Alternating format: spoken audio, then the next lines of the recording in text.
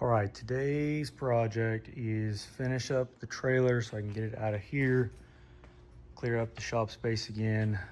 But I'll show you around the trailer. So it's a brand new, just had it custom built, 102 Ironworks, 24 foot. Honestly, really nice trailer. I just put this box on here. We've got straps, winch controller, winch power. This plugs into the truck. I ran some power to the rear of the truck. We've got the winch down in here. It comes out here. I was concerned that it was maybe too low and gonna rub on the deck, which we can see that it did. But I think it'll be all right. It seemed to be just fine when I pulled the Cadillac on it, but that's the only time I've used it, just this one time so far. But again, we've got a 24 foot here, 6 lug. Both the trailer fenders are removable, 4-foot dove with the ramps out the back. Current project right now is going to be the spare tire mount. So currently it does not have anywhere to put the spare. I did not order it with the spare tire mount because I had this plan in mind. So we can see kind of mocked up here how that's going to sit. We've got the carrier here. So it'll bolt with these 2 bolt holes here. And then it's got this little adapter on here that I can just run an extension and a socket to wind it up and down. I think I'm just gonna drill 2 holes through the deck. I was originally trying to not drill holes in the deck to mount it, but I would like it to be tucked up as high as possible. Looking at it under here, we can see how high it's tucked up. If I mount, sorry about the noise.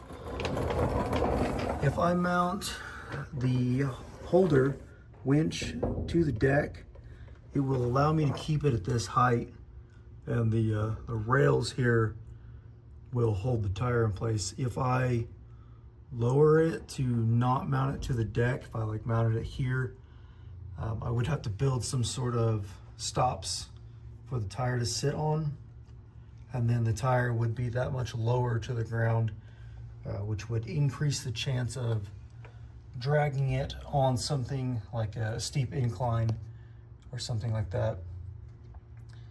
While we're under here, just take a second to look at how nice even the underside of this trailer is primed and painted. The welds look good. All the wiring is sheathed. There's no Scotch locks. It's all we can see there. It's all heat shrinked. Much nicer than the previous trailer. Honestly, a very nice trailer. Here it is, the finished product of the tire holder. So we got these 2 carriage bolts on the deck. Wish I would have put a little more thought into it. I could have got the bolts down into these little valleys, but it's okay. I don't think anyone will notice. I'll notice it, but I'll be fine. And then underneath, we can see the tire just barely hangs below the frame. And then if we look, let me grab this light. The light's over there. There's the tire again. Light. If we look,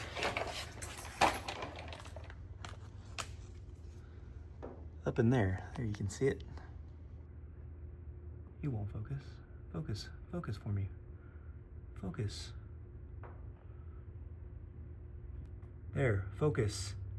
So that nut or that half-inch half-inch drive, put this guy in there, and it reaches. The impact sits right here.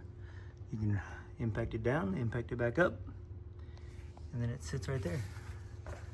And then it's essentially just the same as getting it out from underneath a truck bed. You just have to lower it all the way down, crawl under there and unlatch it and then drag it out. Pretty simple, and then keeps it up out of the way and out of sight. So it looks nice still. So there's that. Now the trailer can go back outside in its hole, and I can move on to other stuff. Thanks for watching.